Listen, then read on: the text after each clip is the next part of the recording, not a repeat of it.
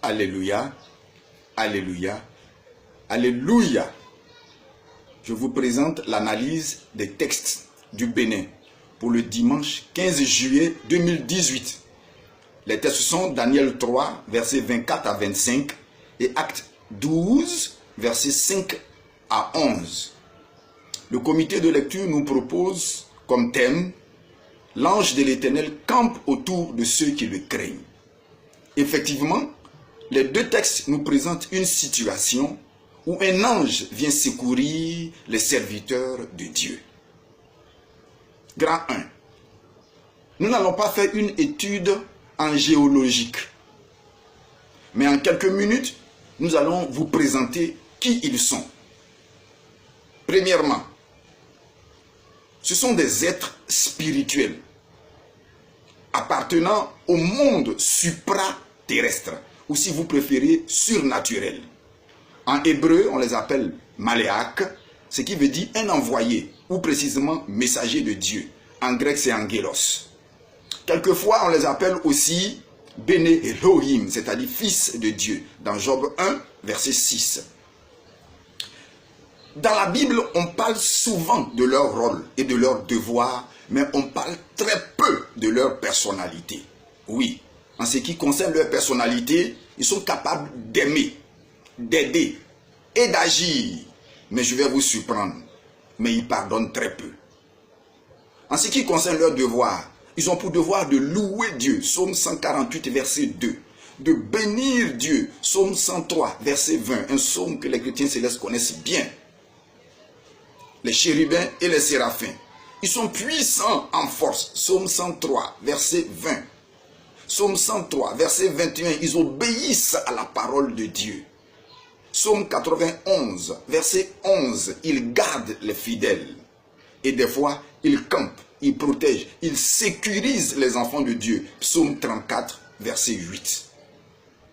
Ils ont différents rôles. Des fois, ils sont juges. Daniel 7, verset 10. Des fois, ils veillent. À ceux qui veillent, qui ne dorment jamais. Daniel 4, verset 23. Et il y a ceux qui sont d'ordre divin. Je ne peux pas rentrer dans les détails. Colossiens 1, verset 16, c'est-à-dire le trône de Dieu. C'est un ange et Dieu est assis sur un ange. Mais cet ange est d'ordre divin et de la nature presque de Dieu. Ce sont des anges protecteurs. Daniel 4, verset 25. Il y a des anges révélateurs qui envoient la vision. Daniel 10, verset 11. Ou Luc 1, comme l'ange Gabriel, verset 26 et le verset 31. Quatrièmement, nous allons parler de leur hiérarchie.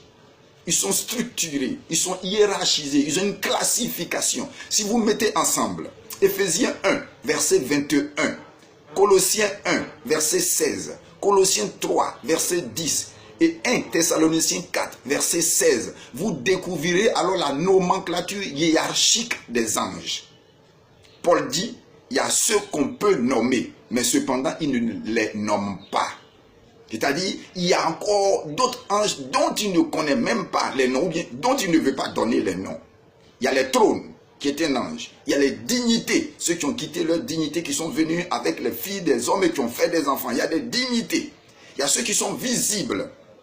L'étoile que nous voyons est gouvernée par un ange. Il y a ceux qui sont visibles. Il y a ceux qui sont invisibles. Il y a les puissances. Il y a les autorités. Il y a les dominations. Il y a les archanges. Il y a les anges. Il y a les chérubins. Il y a les séraphins. Tout cela est une classification des anges.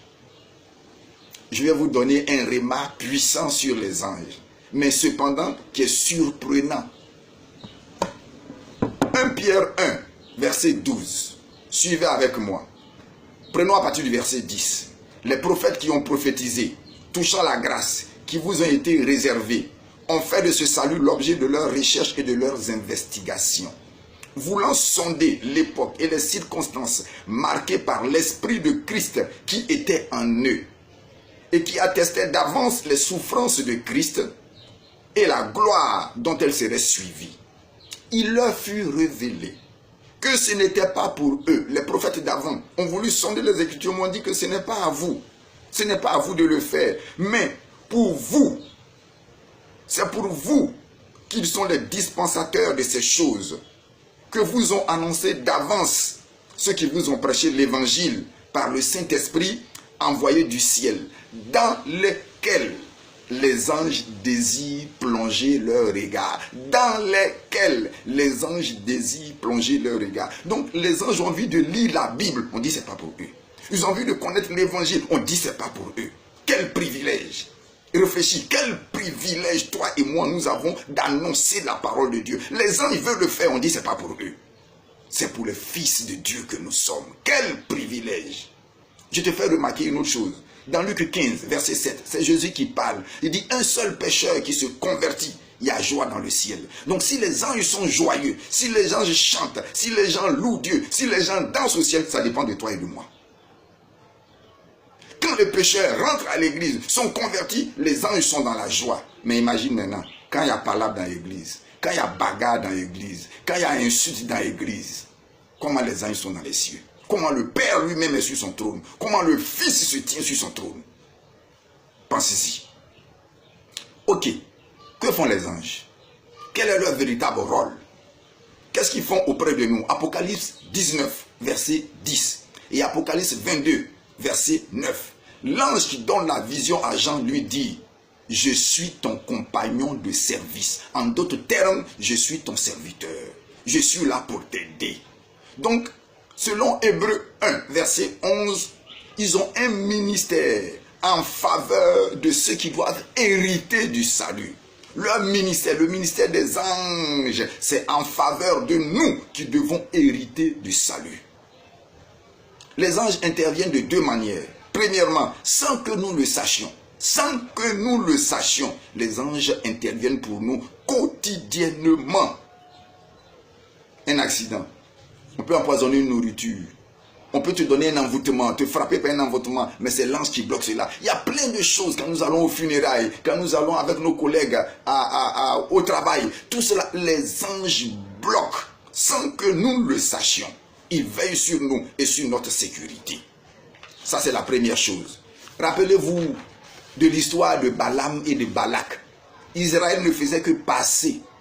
Et Balaam et Balak étaient en train de faire des cabales sur la montagne. Israël n'était même pas au courant que des entités spirituelles se battaient à cause d'eux. Eux ne font que passer. Non, il y a des fois Dieu fait des choses sans te le dire. C'est pour ça que nous prions tous les jours et que nous remercions Dieu. Deuxième, la délivrance visible. L'intervention de Dieu, l'intervention du surnaturel dans le naturel. Qui Dieu délivre de la sorte? La parole est claire. Ceux qui le craignent. Je le répète, ceux qui le craignent. David dit, l'ange de l'Éternel campe autour de ceux qui le craignent. Ceux qui le craignent. Craindre, c'est écouter la parole de Dieu et lui obéir. C'est une forte dose de respect mêlée d'une grande obéissance. C'est ce qu'on appelle la crainte de Dieu. C'est généralement dans la vie de tels croyants que Dieu intervient directement. Et même, laissez-moi vous surprendre. Dans le psaume 34, verset 8, c'est David qui dit, l'ange de l'Éternel campe autour de ceux qui les craignent. Mais cependant, dans ce psaume, David n'a pas fait confiance à Dieu. Allez au verset 1, vous verrez. David arrive sur le territoire des Philistins, dans la main du roi Akish, qui se saisit de lui. Et qu'est-ce que David fait devant ce roi? Il se fait passer pour un fou. Il laisse la salive couler sur sa barbe. Il bave. Il laisse la morve couler. Et il pleure. Il raconte des bêtises. Il raconte n'importe quoi comme un fou. Et le roi dit, mais le grand David dont on m'a parlé, c'est celui-là. Enlevez celui-là de ma face. Si je tue celui-là, on va dire que j'ai tué un fou. Quelle gloire je vais en tirer. Voilà comment David a échappé. Pourtant, il dit, l'ange campe. C'est l'ange qui lui a demandé de jouer ce rôle. David s'est libéré par lui-même ses propres stratégies. Paul appelle ça une faiblesse. Et Paul dit dans 2 Corinthiens 11, verset 30, que lui aussi il a été faible d'une certaine manière. Il est arrivé dans une certaine ville pour prêcher la parole. Le gouverneur a fait fermer la ville, fermer toutes les fenêtres, toutes les portes. Et on cherchait Paul, maison par maison, pour se saisir de lui. La nuit, les fidèles l'ont descendu par une corde dans une corbeille. Et il s'est échappé. Il dit, si tu veux te glorifier, glorifie-toi de tes faiblesses. Laisse, j'ai fait des miracles, j'ai guéri un fou, j'ai guéri un paralytique. Ça, c'est le Saint-Esprit qui le fait. Si tu veux te glorifier, glorifie-toi de tes bêtises et de tes faiblesses. C'est Paul qui le dit. Maintenant, pour terminer, laissez-moi vous donner 2 rhéma sous forme de remarques. D'abord, je reprends la parole de David. Psaume 34, verset 8. L'ange de l'Éternel campe autour de ceux qui le craignent. Je te pose la question. Et ceux qui ne le craignent pas, que crois-tu qu'il leur arrive? Prends Exode 23, verset 20. Dieu parle à Moïse, il dit, suis ton chemin. Pendant ton parcours, je vais envoyer l'ange de Dieu te garder. Et il précise, garde-toi de faire n'importe quoi devant lui. Tiens-toi droit devant lui, parce que lui ne pardonnera pas tes péchés. C'est pour ça que je vous ai dit, les anges n'ont pas le pouvoir ni la capacité de pardonner. Ils sont tellement obéissants, ils sont soumis à une discipline stricte devant Dieu, donc ils ne s'amusent pas pour faire n'importe quoi. Maintenant, si un ange qui est strict vient devant toi et est en train de t'amuser, que crois-tu qu'il va faire? Pourquoi vous croyez que les femmes portent des foulards à l'église? Pourquoi on se déchausse à l'église? Pourquoi les femmes qui ont leur menstru ne vont pas à l'église?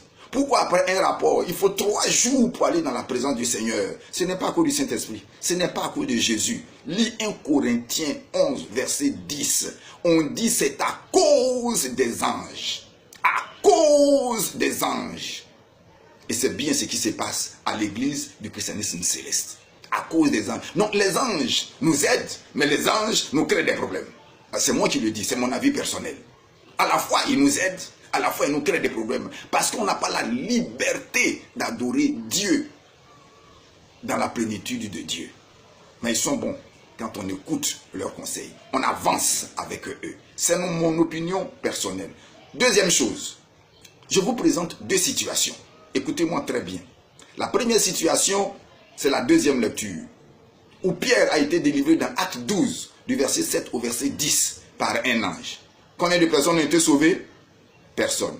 La joie était dans le camp de qui? Des chrétiens. Prends la deuxième situation. Acte 16, verset 25, verset 26 et le verset 28. Paul et Silas en prison chantent et louent Dieu dans la gloire de Dieu. Et au milieu de la nuit, on dit tout à coup, les fondements de la prison se sont ébranlés. Le tout à coup ne te dit rien. Acte 2, tout à coup, il se fit comme le bruit d'un grand vent impétueux. Qui est venu ce jour-là dans ce tout à coup? C'est le Saint-Esprit. Et Paul et Silas dans la prison, tout à coup, qui est venu ébranler la prison? C'est le Saint-Esprit. Quand le Saint-Esprit est venu, tous les prisonniers se sont retrouvés où? Dans la cellule de Paul, en train d'adorer, en train d'écouter la parole. Et le geôlier a été converti. Et sa famille a été convertie. Donc, dans la situation de Paul, toute une prison, les geôliers et sa famille ont été convertis. Dans la situation de Pierre, où l'ange est venu le délivrer, qui a été délivré? Pierre seul. Qui a été converti? Personne. La joie était dans qui? Dans le camp simplement des fidèles, des chrétiens. Je te laisse juste sur cette pensée. Dieu fait des choses chaque jour pour nous par ses anges. Mais demandons plus le Saint-Esprit qui satisfait à tous nos besoins. Sur ce, je te laisse pour que tu réfléchisses. Que la paix de Dieu soit avec toi. Au nom de Jésus. Amen.